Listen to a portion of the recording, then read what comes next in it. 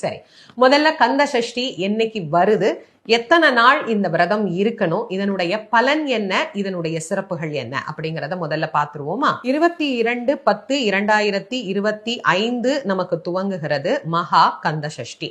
பிரதமை 21ஆம் தேதி மாலை 5:49 துவங்கி 22/10 மாலை 7:40 வரைக்கும் நமக்கு அமைந்திருக்கிறது. அதனால 22ஆம் தேதி காலை தான் நமக்கு மகா கந்த சஷ்டி அப்படிங்கிறது துவங்க ஆரம்பிக்கிறது. ஆக 22/10/2025 நமக்கு மகா கந்த சஷ்டி விரதம் துவங்கி 28/10/2025 வரை இந்த சஷ்டி விரதமானது நமக்கு நடைபெற இருக்கிறது. கந்த சஷ்டி விரதமானது மொத்தம் 7 நாட்கள். இதை நான் பல ஆண்டுகளாக தொடர்ந்து உங்களுக்கு சொல்லிட்டு இருக்கிறேன்.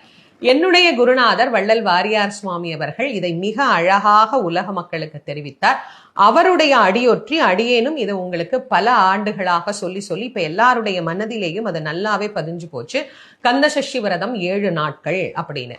பல பேர் 6 நாள் தானமா சொல்றாங்க அப்படின்னா, சூரனை சம்ஹாரம் செய்ததோட அப்படியே அந்த விரதத்தை நம்ம முடிக்கிறது கிடையாது. முருகன் வள்ளி தேவசேனைய கல்யாணம் பண்ணி சாந்தமா ஆனந்தமா அருளுகிற நிலைக்கு வந்த பிறகுதான் நாம இதை பூர்த்தி பண்றோம்.